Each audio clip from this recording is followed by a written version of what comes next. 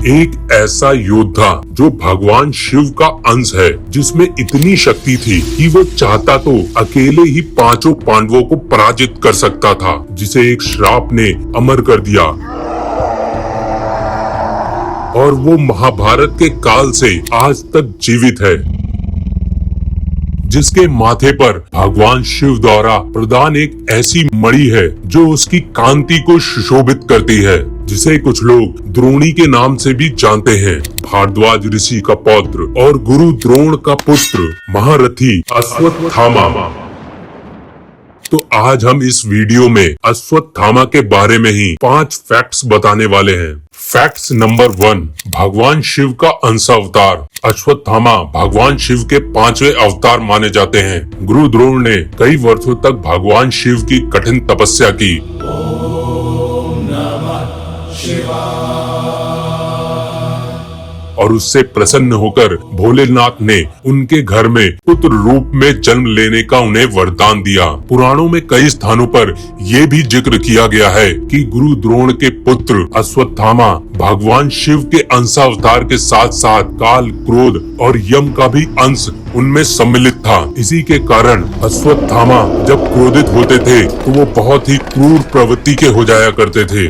Facts number 2, तीरंदाजी में कुशल। अश्वत्थामा को अर्जुन से भी ज्यादा शक्तिशाली धनुर्धर माना जाता था। अश्वत्थामा राजकुमारों में से धृतराष्ट्र के सबसे बड़े पुत्र दुर्योधन के काफी करीबी दोस्त थे और इसी कारण वे पांडवों से ईर्ष्या रखते थे। अश्वत्थामा ने अपनी कड़ी तपस्या से ब्रह्मास्त्र, ब्रह्मशिरास्त्र और नारायण जैसे दिव्य अस्त्रों को प्राप्त किया था और अश्वत्थामा अपने उग्र स्वभाव के कारण ही महाभारत के सबसे शक्तिशाली योद्धा बन गए थे। लेकिन अंत में उनकी उग्रता ने ही उनके व्यक्तित्व को बर्बाद कर दिया था। फैक्ट्स नंबर 3, माथे पर मणि का रहस्य। जब अश्वत्थामा ने भगवान शिव के अंश के रूप में द्रोणाचार्य के घर पर जन्म लिया तो जन्म के साथ साथ ही उनके माथे पर एक मणि थी। इस मणि में इस पृथ्वी पर मौजूद सभी प्राणियों की शक्ति निहित थी, जिसके कारण उन्हें भूख, प्यास और थकावट महसूस नहीं होती थी। ये मणि ही उन्हें कुशल योद्धा बनाती थी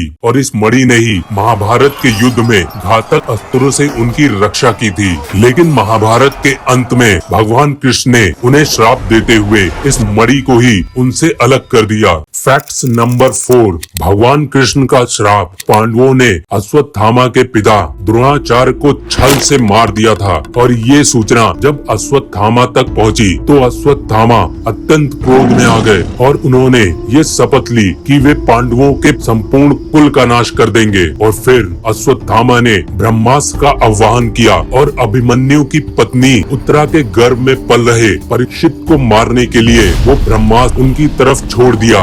ये देख भगवान कृष्ण ने परीक्षित को उस ब्रह्मास्त्र के प्रहार से बचाया और अबोध बालक पर एक दिव्यास्त्र का प्रहार देखकर भगवान श्री कृष्ण इतने क्रोध में आ गए कि उन्होंने अश्वत्थामा को एक श्राप देते हुए उनकी मणि छीन ली और उसको कहा कि जाओ तुम अनंत काल तक दया, प्रेम, सहानुभूति और शांति संतुष्टि के लिए जीवन भर पृथ्वी पर भटकते रहोगे। और अश्वत्थामा की मणि छीनने के कारण उनके माथे के बीच में एक घाव बन गया, जिससे आज भी खून और मवाद निरंतर बहता रहता है, जिसके कारण उनके शरीर से बदबू भी आती है। फैक्ट्स नंबर 5, कलयुग में उपस्थिति। भगवान कृष्ण के श्राप के कारण अश्वत्थामा आज भी असंतुष्ट होकर मन की शांति पाने के लिए कलयुग में भटक रहे हैं। लोगों की ये मान्यता है कि मध्य प्रदेश के खंडवा जिले में एक शिव मंदिर है, जहां पर अश्वत्थामा पूजा अर्चना करने के लिए आते हैं। ये मंदिर असीरगढ़ के किले में स्थित है और वहां पर एक तालाब मौजूद है, जिसमें अश्वत्थामा स्नान करते हैं। और उसके बाद वहां पर एक गुप्तेश्वर महादेव का मंदिर है, जिसमें उस तालाब के जल से ही